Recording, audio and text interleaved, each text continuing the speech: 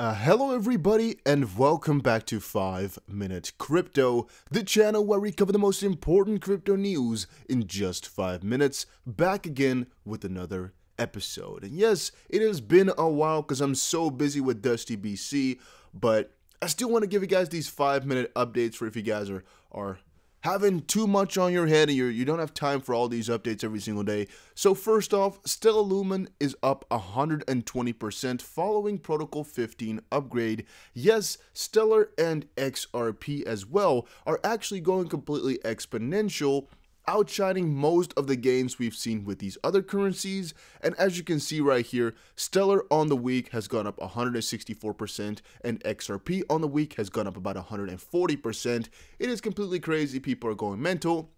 And the real reasons behind that, people don't really know, but often it is not being said that it's because they had these huge percentages to go to all-time high and they're two just pretty interesting and good utility coins. US intelligence is looking at Chinese CBDC as a national security threat. The Director of National Intelligence wants to have the SEC's leader briefed on the dangers of the US falling behind in crypto. There's a lot of back and forth going on right now in the government and the US intelligence department, I guess, or whatever you want to call that. The SEC and China, I don't know if they're actually having their own discussions with each other, but internally it is complete warfare right now because, well, China is moving pretty damn fast and the US never wants to be left behind, but as of this point, it is looking like they will be, and ever since Jay Clayton stepped down here, it's just a complete freaking madhouse of people coming out with different ideas, coming out with different reports, coming out with different theories, but as of this point, all we know is that US is not liking what China is doing, and they're having the upper hand, China, right now. So that's definitely something to watch out for, and I'll update you guys as we know more. Too many active Bitcoin whales on Coinbase suggest price is likely to go down soon, CryptoQuant CEO warns. Well, this phenomenon is something you can or cannot believe. Too many BTC whales on Coinbase. I'm still long-term bullish, but we might face some corrections or sideways until whales have become inactive on spot exchanges. Exchange whale ratio is the relative size of the top inflows to top inflows to total inflows. So how much big guys are doing in comparison to total, or in relatively to total. This one is purely just, there are a lot of big guys who are trading right now and who are potentially in a position to sell their coins, which means, again, we might have to watch out for that. I personally don't believe in this too much, as I also am quite adamant that a lot of these bigger whales, a lot of these bigger guys, they're actually on these exchanges to switch over to different altcoins if they get a good chance to do so. However, if we're looking at the prices right now, things are going down a little bit, and maybe that's what he meant. Maybe he's actually right to the dot. It is definitely possible. But next one is PayPal and Square may be the next Bitcoin whales, which is also pretty funny to see.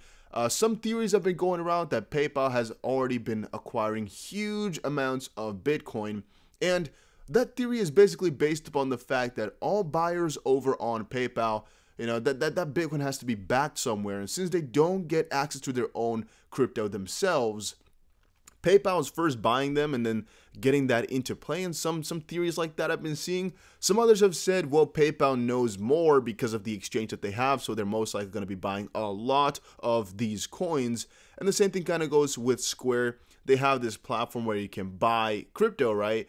And it needs to be backed, the crypto that you buy on there, so of course they have to buy it themselves, which ultimately may turn into them also having like a billion or so XRP, for example, or like 1 million or so Bitcoin eventually.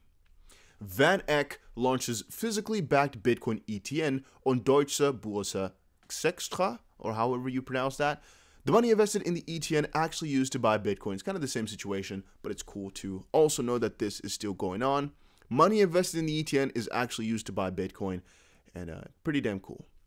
Cardano and Litecoin are planning to bridge the project with a fork. We have heard about that for the last couple of weeks, but again, these updates have been stalled for 2 weeks, so I thought I should quickly share that as well. And feeling lucky, Bitcoiners who missed rally relief and regret. I kind of feel like a lot of us are in a position where you're not happy with your size of holdings.